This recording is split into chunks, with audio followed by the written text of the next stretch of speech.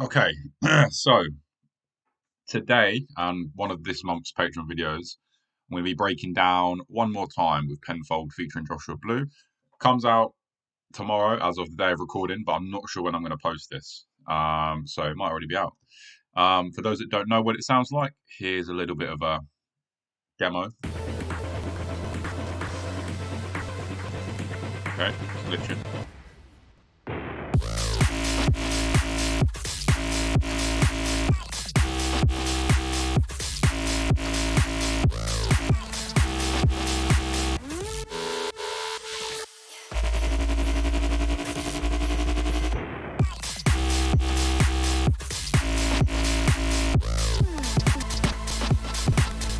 And then, of course, it's going to lag on the bits when there's loads of melodies. But if you're a part of the Patreon, you'll have heard it already. It might even be out already, as I say. So we're going to break it down.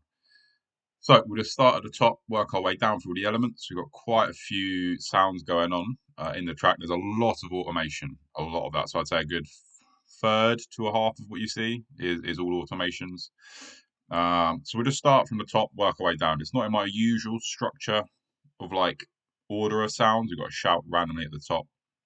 But like I said, we'll go through, break down each layer, and give you an explanation. So first of all, this automation at the top is on the master, and I'm just sucking out low end as it builds. Or I believe I was. Maybe it's on a different channel. But yeah, the whole goal with that automation there is as it builds, suck the low end out, let it hit back. It's very, very subtle. It says master. I don't believe it's on the master. I believe it's on the kick. Taking out all the low end on that. But that's a very minor detail anyway. So there's just an extra touch on top when I finish the track. Because quite often when you finish a pre-master, you look at the waveform and the build up gets really, really loud because there's so much low end energy sort of accumulating, and then all of a sudden the drop looks quieter. Not sounds, but looks quieter, and that bugs me. So I did a master or whatever I did it on, rolling off a low end just to suck out some sort of power behind the track, let it go, kind of go quieter, so that when the drop hits, where we've lost that low end and it hits again, it's going to feel a lot more impactful. So we've got a shout here. You already know. Very, very quiet in the mix, but one of my favourite vocal shouts ever. Vox GLX vocal one shot, shout, breathy, yeah. You'll hear that in all of my tracks, I'm sure you know. Some very, very subtle processing on that, just a little bit of an EQ. Taking out a lot more low end than I usually would, usually for vocals or shouts, we'll say. About 200, but I quite liked the kind of soft, hollow feel to that vocal. Fruity balance just for volume control. As you can see, when I mix, I turn everything down. I never turn things up. So you can see how quiet that volume dial is. We've got a delay, just literally coming in and out. There's a bit of a transitional effect more than anything. A1 stereo control, you're going to see this on nearly every channel here. It's my way of making things mono up to a certain frequency. So obviously the go-to 200 hertz and below is mono. The rest is untouched. So I use safe base frequency to set mono, and then I can add width if I want to anything above that. Don't always do that. We might see that in this project. Panamatic just gives a little bit of sort of panning left and right. Very, very subtle amount. So it's not really noticeable. But again, little details make all the difference. So yeah, that's the shout. Very, very basic. Got the kick. Again, what we got on here, automation wise. Okay, what I think I did in the end then was not do the master low EQ cutoff thing. Did it on the kick instead, just for the build up. If we have a look at what that's doing, you can see the low end's getting sucked out. And then when it drops, full power. I'm also doing a bit of a volume adjustment. I seem to have boosted the low end on this kick, and as it builds, the volume very, very subtly is dipped down. Again, it all goes back to making the drop feel more impactful than the build up. Nothing worse than a really, really big build up and the drop just sort of feels underwhelming. So there's little bits I do there. So yeah, low end getting sucked out on this automation here. This one below it is just setting the EQ on for that low end to be then sucked out. I don't like having things on if they don't need to be on. So the EQ is automated on only for that little build up bit. Then we take the low end out. Then the EQ turns off. So little detail. But processing wise, EQ. I never go too dramatic with EQ. I only really cut and boost what I need if I need to. The rest of the EQs are automational, as we saw. A little bit of a low boost on that. Saturn, saturating color preset, boosting up the mids of my kick a little bit. 100% mix, no extra output volume because it's already adding quite a lot to that sound.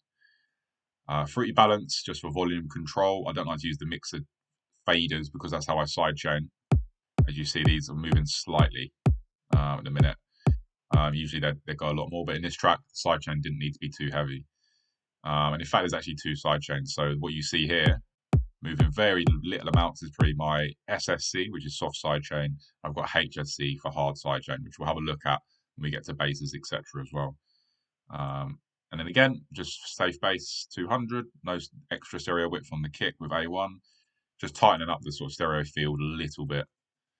We've got my clap. We've got some EQ automation, reverb automation, and then a volume automation. Again, I don't like the build up to be too loud, so I'm just pulling little bits out of each sound as it builds. So the clap, in the intro, we have it playing sort of full frequency, then we lose our high end for a little while, and it comes back. Let's have a look at what we've got on here. So this is my standard EQ for the clap. I pretty much treat every clap the same. Roll off about 140. You get a nice little bit of low punch without having sort of too much. Boosting the fundamental at about 600 hertz just to get an extra bit of oomph out of that clap. EQ automation. Let's have a look what this is doing.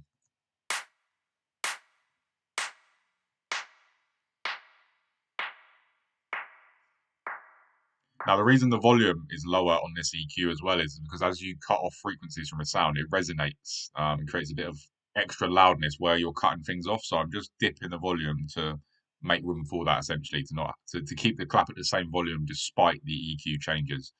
And as I lose that high end on the clap, I'm bringing in reverb just to space it out a little bit. So if we open the reverb, have a look at the mix here, or the wet level, should I say, slowly comes in.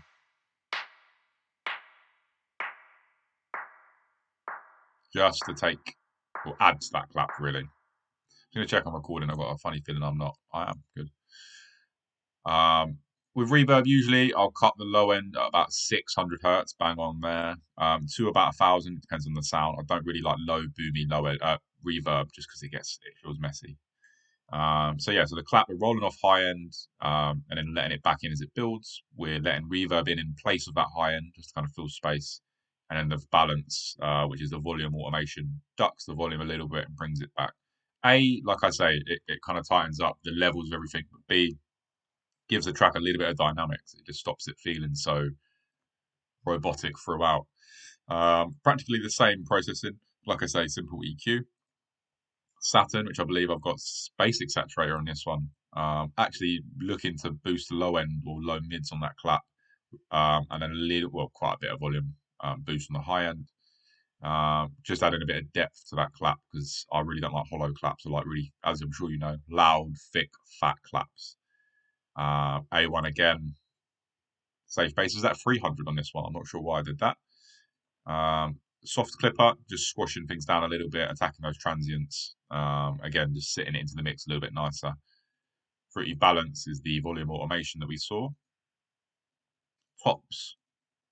So this is kind of a loop that we made using a mixture of hats and percussion. Heavily sidechained. This is my sidechain I use for speed in this occasion. It just goes really, really nicely. We've got extra hats as well, which we'll come to, but this is just a really nice loop that we put together to add to the drums, basically, make it feel a bit fuller. Same thing applies with this one. We're taking low end out. As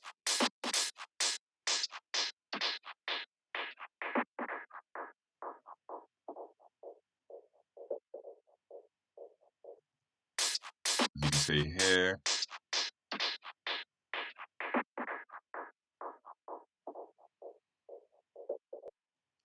Main reason for that being, reason being that all the stuff in the breakdown goes a bit quieter. Obviously it's a full vocal track. We want to make sure we've got space for Joshua Blue's vocal to sit in the mix comfortably. The vocal isn't in this project. I made the instrumental completed first, took it to a new project and mixed the vocals into that. I'm going to do a video soon on vocal processing as well. So yeah, EQ, automational EQ, compressor, Saturn, saturating color, just boosting those mids on the tops a little bit because they're a little bit sharp and bright, not much sort of depth to them. So I'm just adding it back in there. Another EQ, another automational EQ. A1 as usual, safe bass 200. I've added a little bit of width to this because obviously the kick and clap quite central, not mono, but quite central. So I'm just adding a little bit of extra width to the overall track by like widening the tops by just 5%, very, very little. Like I say, gross beat for the side chain, which without it, well, we didn't want those claps. We've got our own clap. But I quite like that little tail end you hear on the end of that clap. Adds a little bit of character to our main clap. So yeah, that's our tops. We've got a ride, very, very simple.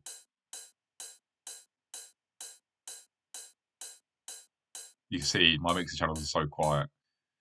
Hope this is even picking it up. Yeah, it's just super quiet. Nothing dramatic on that ride at all. Soft, simple EQ. Pretty balanced, just for automation. Not even automation, just controlling volume. A1, like I say, adding width as we kind of go up the frequency spectrum. Kick and clap quite central. The tops are a little bit wider. I've added an extra 5%, so stereo width 110%. On the ride, just sort of as we go up the frequency range, widening out basically. We have got, what is this? That is a Digital Koala Special, the hat. It's a little snare build from one of his packs, I believe his UK Garage pack. I love his snare loops so much. They just gel so well with the kind of music I make and that we all make, really. Nothing too dramatic on this, simple EQ again. Balance to control the volume, stereo control. No added width on that one. For me, just as a bit of a precursor, I know we're kind of getting way into this, but for me, the levels of sounds are much, much more important than how you EQ it and process it. I often opt to pick cleaner sounds from the get-go than having to tighten them up, compress them, and do all that kind of work afterwards. I always opt for the kind of ready-to-use sounds. So yeah, nothing too dramatic with that snare. There's two other snares. We've got our main snare. Again, a little bit of EQ, subtly boosting that high end.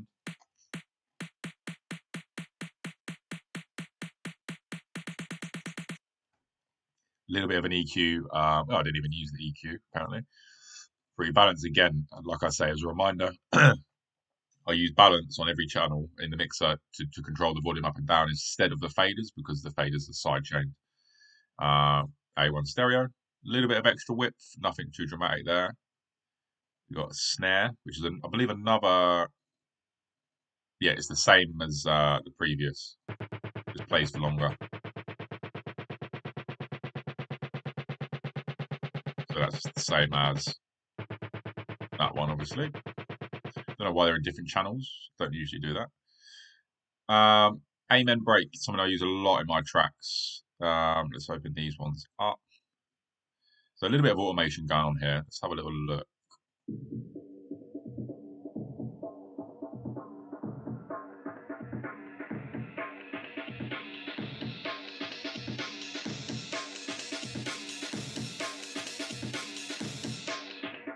We've got two automations here. The top one is taking out low end as it builds. As you can see here. The other one is letting high end in as the intro sort of comes to a close when we get to the breakdown. So a lot of movement. I like to have a lot of movement in my amens. Again, the main EQ itself, very, very basic. I've just taken a little bit out of the lows. It's a little bit too punchy there. I haven't really attacked the high end too much. I've added, I believe, this preset, Snare Drum Enhance, from Parametric EQ1, stock to FL.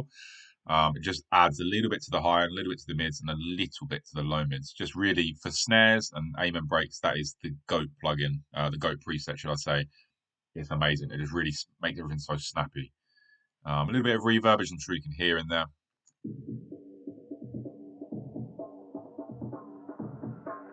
Just to help it kind of introduce itself into the track. Delay, a very, very tight delay. So if I turn this up,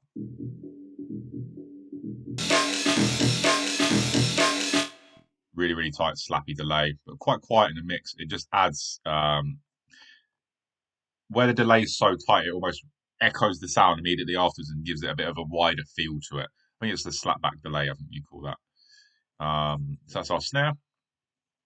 ARP, so we're getting into melodics now.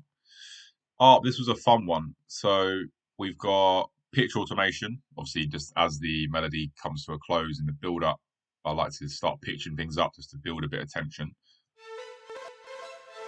It's going to lag.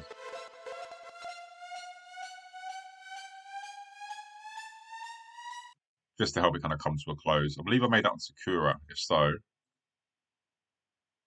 oh, Serum, apparently.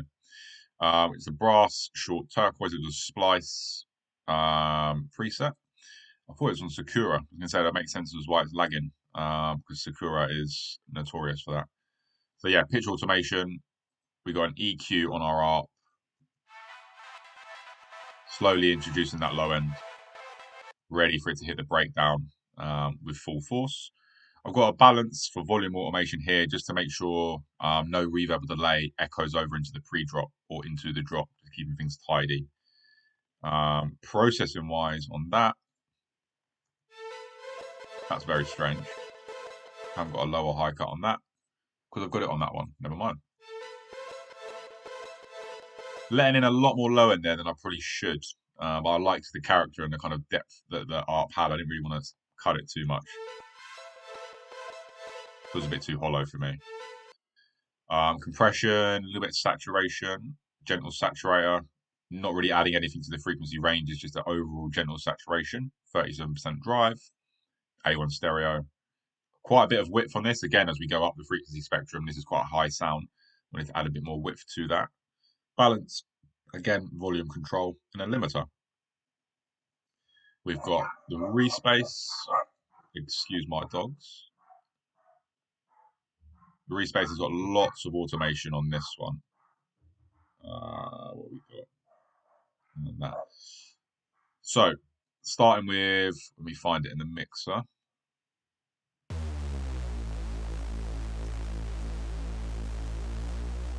Here. So, what we got? So, EQ first, I believe, to sucking out low end. So here, first of all, here's the basic EQ for the sound. Just cutting that low end off a little bit on the fundamental note.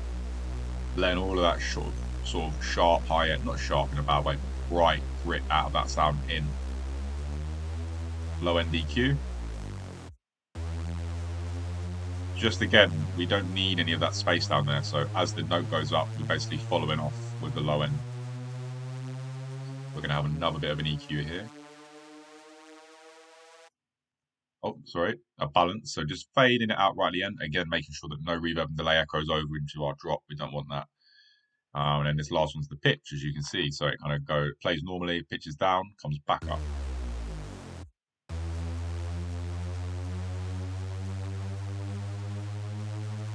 And then this EQ here is for the low end.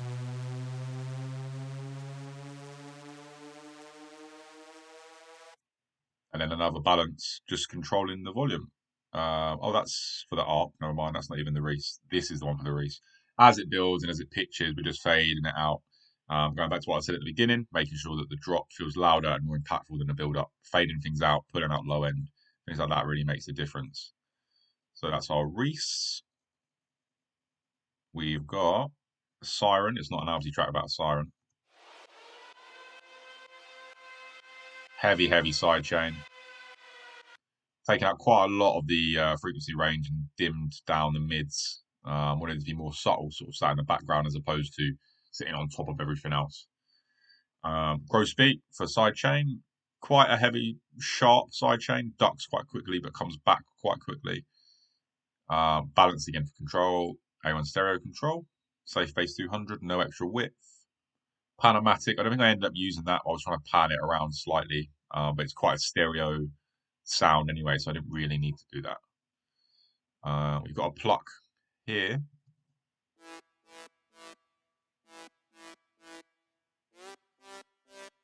super, super quiet. And this was actually the last addition to the track when we were making it. That's why it's in such a weird spot. Just adding in a bit of sort of track development as it goes on, as a bit of a filler sound. Standard EQ.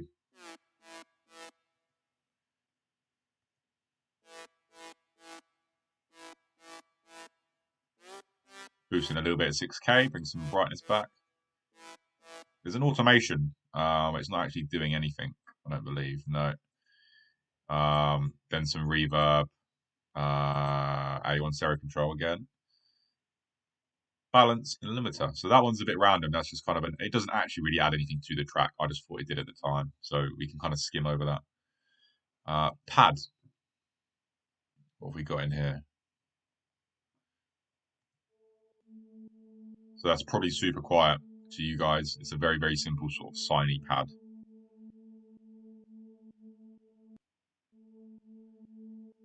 Simple EQ. Cutting off high and low. Another EQ. This one's for automation. So as you see right back at the beginning, we slowly let the low end in and then we pull it out as well, right at the end, as well as a pitch automation.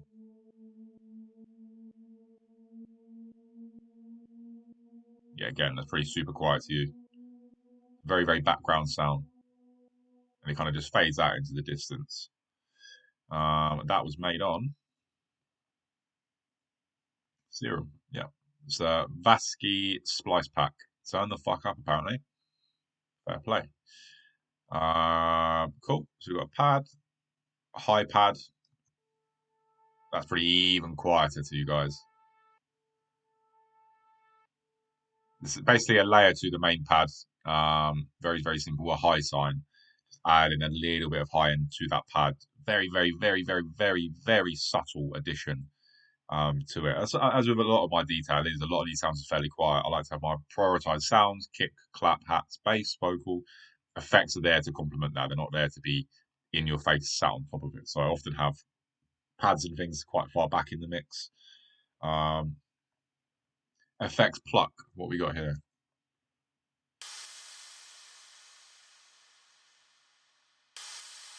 So almost like a bit of a crashy, white, noisy sound. It's a bit of an atmos. It's layered with the second clap. So you have the clap, the second clap has a big whoosh. Just adding atmospherics to it, really. EQ, very, very simple again. Balance for control. Delay,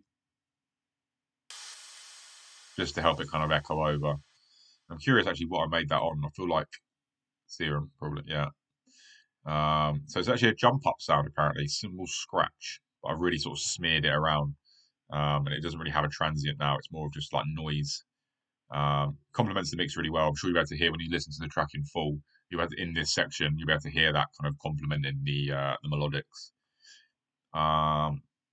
Cool. Next, we get onto the bass. So bass fill Albzzy. This was one of the first little cool things I added to this track. Really, really liked it, and it kind of started the flow of the project. Very, very simple. So we've got pitch automation, first of all. As you hear, it goes up. EQ automation to let the low end in and then suck it out again. And stereo separation. So let's have a look at what that's doing. Not a lot. Because I'm on the wrong channel. Of course I am. So if we look on the mixer, the stereo dial, I'm basically making it go wide until halfway and then bringing it back. So it goes normal, sort of mid, then it goes really wide and mono right at the end, just to kind of give it some movement around. Definitely made that through Serum. Spicy bass, apparently.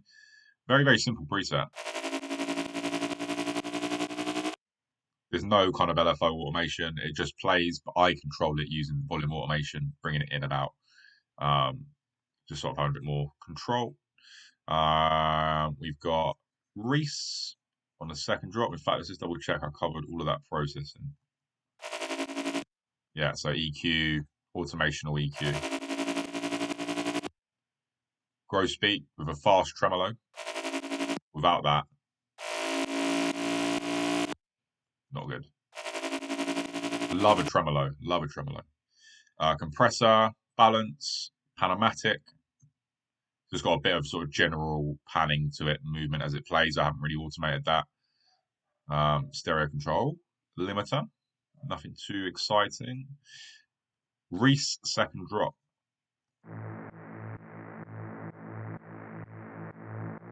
So this is in the kind of the bridge section. After the main bass disappears in our bridge, we've got kind of the ARP and a Reese playing together. Quite a cut-off Reese. Taking out the main fundamental, as you can see, was there. Made room for our sub. Compression, another EQ, boosted a bit of the low mids. Serum effects, bit of hyper dimension, or really just dimension. A delay that's not even turned on. Another EQ, this is control. So as we hear the Reese play, right at the end, just sucking that low end away. Very kind of basic sound, really. A lot of this is kind of basic sounds, but layered together. So yeah, that's Reese second drop. Where are we at? We've still got quite a way to go. Main bass. Main bass. Here we go. So this is just a heads up. This is not a loop or a preset, anything like that. It was made by us, but we've stemmed it up, gone back and forth a few times. That's why it's in a stem. So what have we got?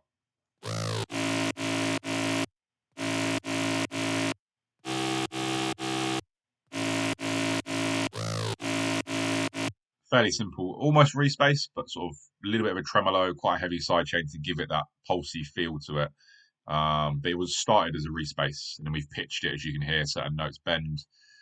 There's a higher note in there, but it started as a Reese bass. So processing-wise, gross beat on and off, that's my sidechain. So apparently I've not used gross beat for the sidechain. If the kick was on, we'd see this bass sort of dipping up and down through there. EQ, automation on and off. Again, introducing sounds.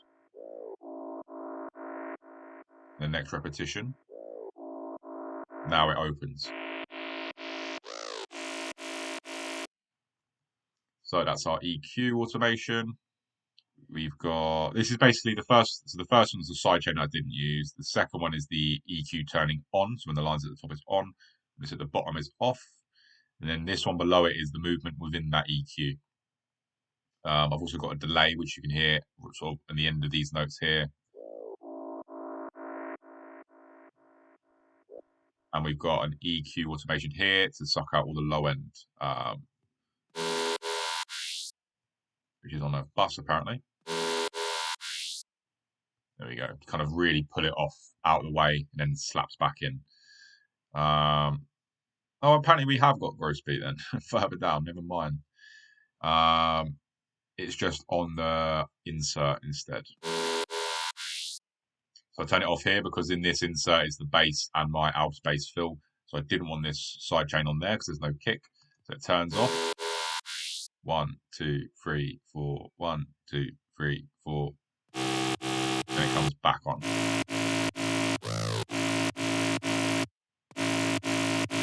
Without it, it just sounds, yeah, it doesn't sound great. So that's the main bass. We have got stabs. So I'll play all of these stabs together.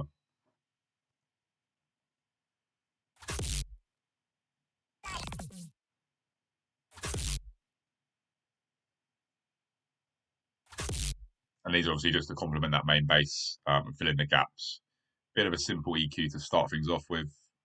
Fab filter Saturn, basic saturator, boosting those lows a little bit, despite it saying there's more high end. We've mainly opted to boost that low end. Compressor, stereo control, gross beat, again the side chain, balance, control volume, and a limiter. These are actually all based off of the Reese as well. Some of you might know from sessions how I do sound design. So to create a sound on Serum, duplicate that, make a few edits, duplicate that, make a few edits, and that's how we got this little range of stabs, essentially. So all the bass together.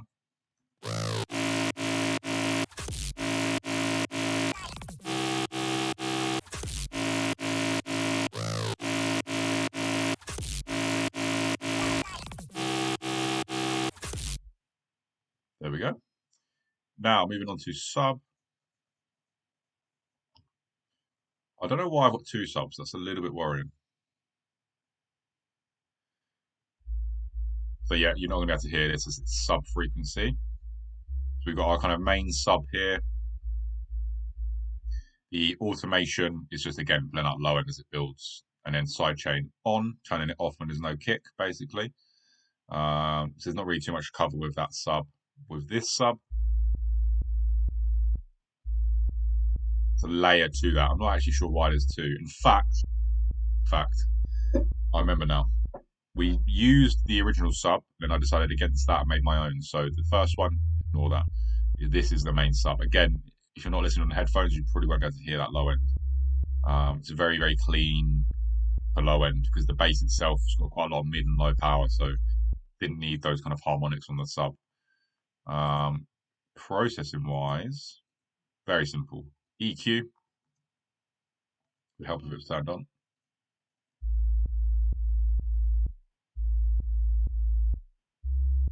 Sub 2, there we go. So EQ. Compressor, fast distortion, a little bit of mix, so that's really aggressive distortion, put back in the mix. And I've added another EQ just to turn off, or remove all that extra high end because, yeah, just trimming off a little bit of high end off that distortion. Gross beat obviously for sidechain, and then limiter for a limiter.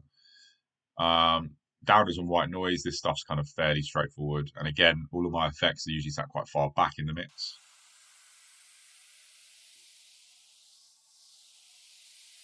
It's a simple white noise there, really. Sample. Control A1 control. Probably a bit of width added, 10% width added. I've panned it slightly left for some reason. That's probably an accident. And then balance just for volume control, really, as always. Riser, I did have a long riser, but the project couldn't locate that sample, so we'll skip that. Impacts, it's not an Albzzy track about an impact. Again, all of this is going to be really quiet, these effects. It's just the way I mix them in. Although it's called impact, it's more of like a white noise downer. There's no real low end or mid power to it. Free balance and A1 stereo control. Impact 2, I believe this is the deeper. Yeah.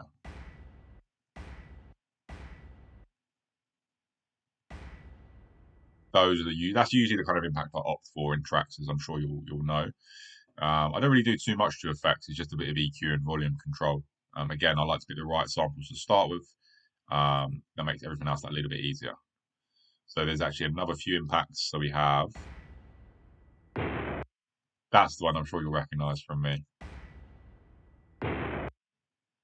Again, the second one you hear, the kind of gunshot, nothing dramatic going on. Bit of EQ, bit of additive EQ here, volume control and stereo control. Obviously, they're side chained as well. If the kick was on, we'd see that.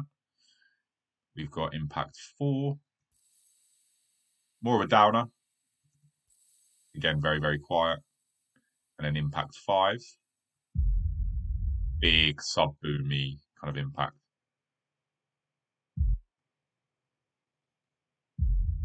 Taking away all of that high end, leaving just the lows in that, because again, impact 4 is quite high, so we're kind of having one for each purpose, one for high, one for low.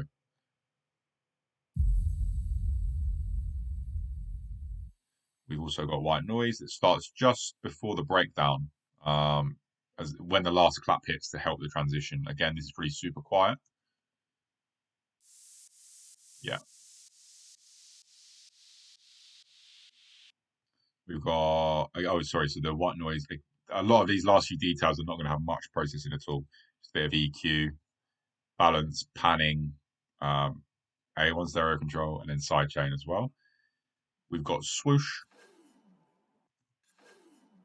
very, very small background detail. Again, just a bit of EQ. And then spiral. That's the quietest in here, I think. It's more just like an LFO white noise, with a little bit of like a tremolo kind of effect on it. EQ, turn the volume down, free balance for control, and A1 stereo control. So, as a whole, as a reminder, you try and play that breakdown, hopefully it won't lag unless if I do that.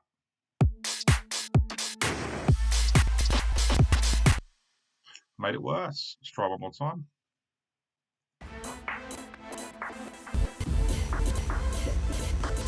Can you imagine? I mixed it down like that with it glitching and stuttering around.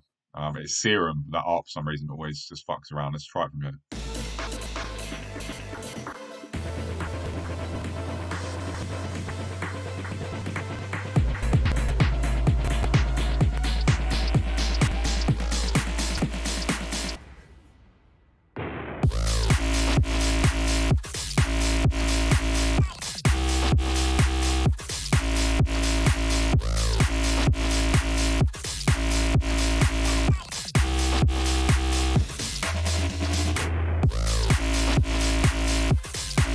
And that is Albzzy and PENFLD one more time. As I say, I mixed the vocals separately in a different project.